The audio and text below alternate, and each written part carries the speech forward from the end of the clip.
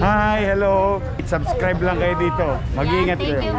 Lahat ng viewers ng Rochelle Anting vlog, please do subscribe and thank you for all your support. Toitso, ingat. Natanggap na ang Cherry tablet na gagamitin natin sa ating encoding. Okay, let's proceed. Okay. Maupo muna po lahat ng ating mga BHW. Nire-request ko lang po for a good photo op. Itaas natin lahat ng Cherry tablet natin.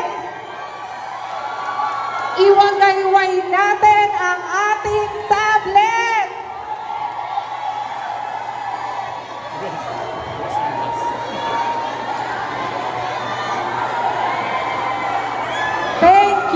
Thank you so much, Mayor, for our Cherry tablet na siyang gagamitin natin sa ating encoding ng 1.9 million na population natin sa Manila. Thank you! Okay, let's proceed. At ngayon naman, syempre hindi ko na pahahabain pa. Nais ko pong tawagin ang ating masipag at napakagandang Vice Mayor, Honorable Vice Mayor Angela Lei G. Atienza.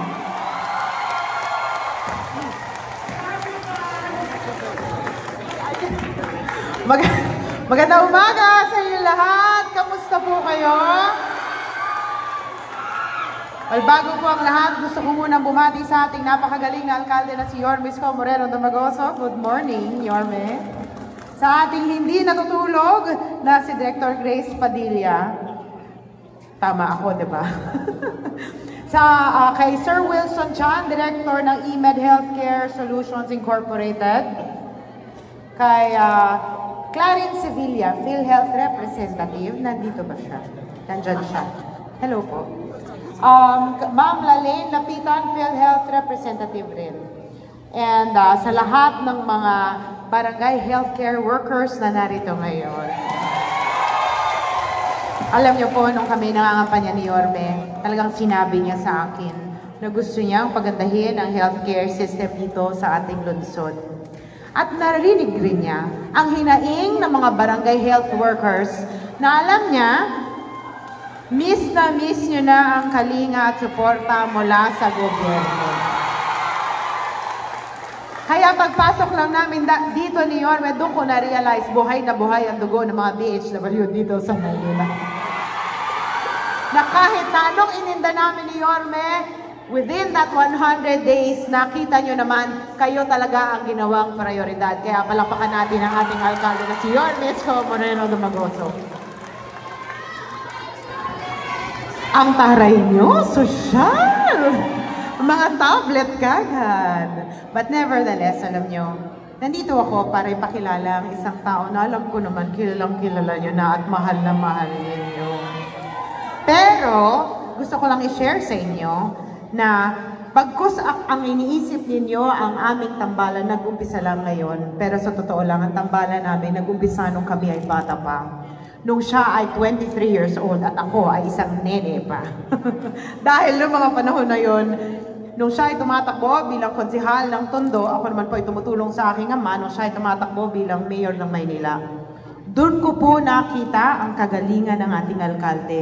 Doon ko rin po nalaman, nung nakilala ko siya, na siya ang magiging isang sa pinakamagaling o magaling na best na mayor ng Maynila dito sa ating lungsod. Siya ay naging isang magaling na konsehal na pinaglaban ang boses ng mga Tondo, taga-Tondo. Siya ay naging isang magaling na vice-alkalde na sumuporta ng buong buo sa kanyang alkalde. At siya rin ang masasabi ko na nagsalba sa atin ng mga panahon ng pandemya. Kaya ibibigay ko na po ang mikroponong to sa pinakamagaling na alkalde na nagkaroon ng Maynila. Ang ating pinakamamahal, si Yorme Isko Moreno Dumagoso.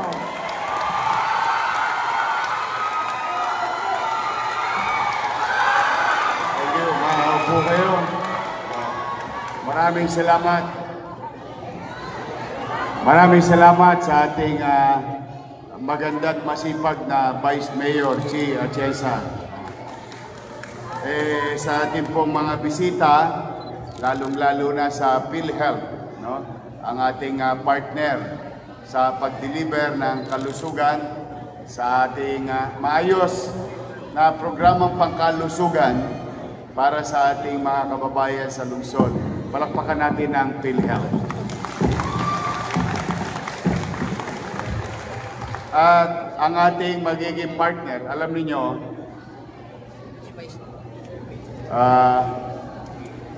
may mga tao talagang kung minsan hindi nakaka-move on. Parang kayo. Yung siyota nyo nung araw. Ano yan? Totga? Ha? Naka-move on na.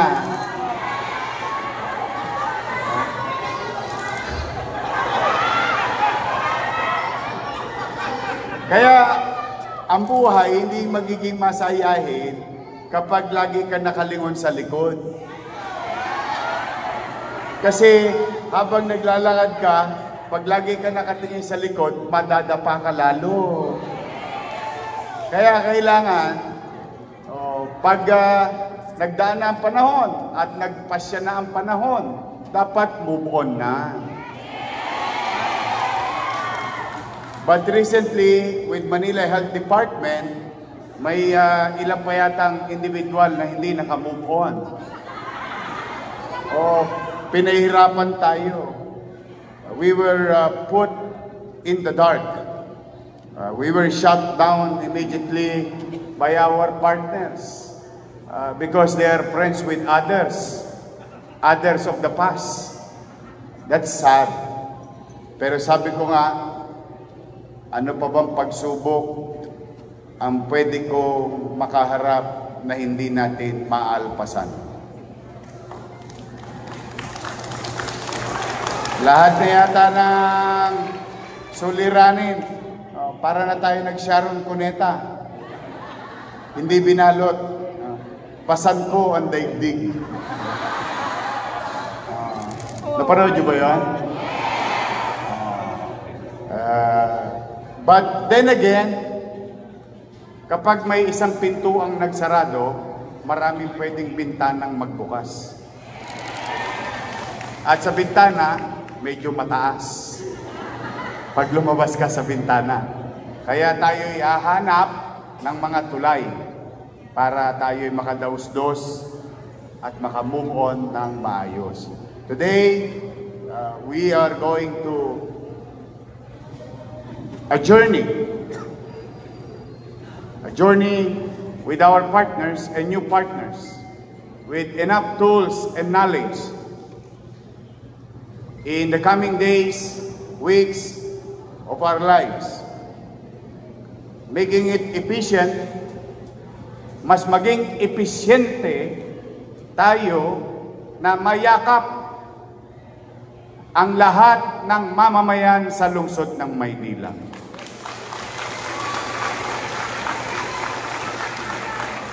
Pero yung pangarap ko na yan, mananatili ang pangarap kapag wala kayo. So, the vital role of DHW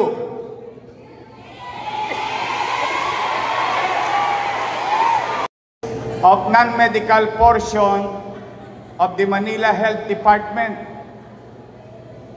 You have the greatest role in this journey. Without you, we are going to fail.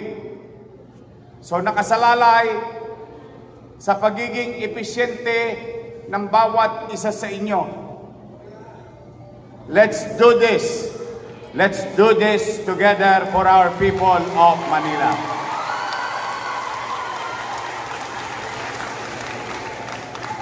Kahit na tayo'y naghihikahos sa pananalapi, hindi ako titigil sa maliit kong kaparanan makagawa ng mga bagay na makatatawid sa atin. Kaya, steady lang kayo dyan sa Gedli. Sasaya ang Pasko nyo.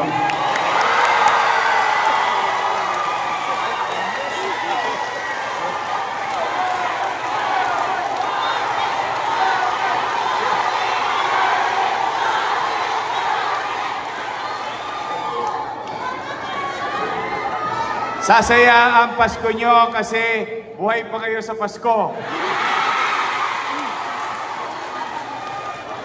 Of all the things that we wish in our life, of all the dreams that we wanted in our life, life itself is a blessing.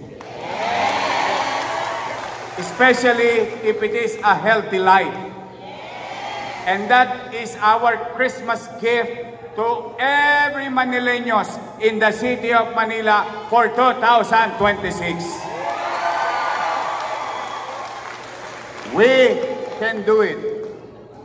Mari ang iilan sa inyo nanamlay na. Mari, dala ng pag-inis sa kapwa,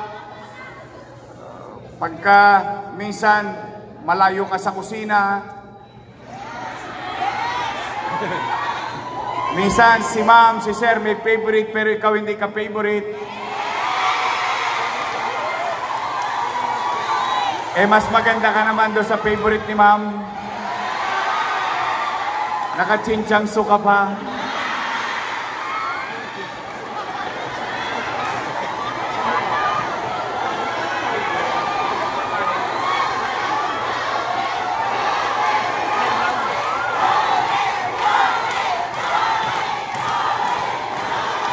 Kaya, let's start right so that we end right. Pag tama ang simula, tama ang katapusan. Okay, let's start with our emotion towards our fellow workers. Tingnan mo yung sa kanan mo. Tingnan mo yung sa kanan mo. Sabihin mo, I love you. I forgive you. Tingnan mo. Sabay-sabay, I love you. Isa pa. I forgive you. Tingnan mo isa kaliwa mo. I love you. I forgive you. Sabay-sabay naman tayo. Let's work together. Let's work for the people of Manila. Let's work for the future of our children. And let's pray and work for a healthy Manileños in the city of Manila.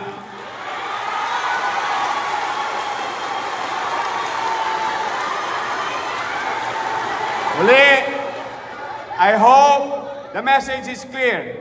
You are very important in this task. Excel from it. Do your best. You were chosen, you are part of the organization book because you are the best. Tama ba? Are you the best? Show that, boys. Pahingayin natin, are you the best? Say, I am the best. I am the best. Maraming salamat. Pagpalain nawa kayo ng buong may kapal. Manila! God first. Thank you.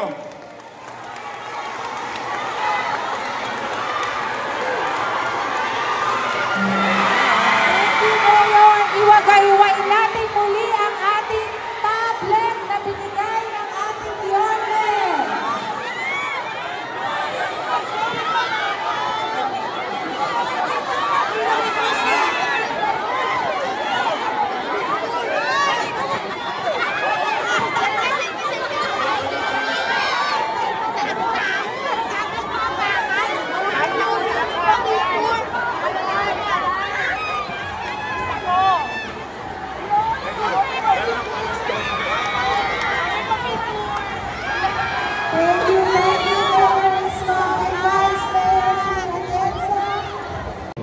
sa inyo, pati sa mga viewers nyo and followers nyo.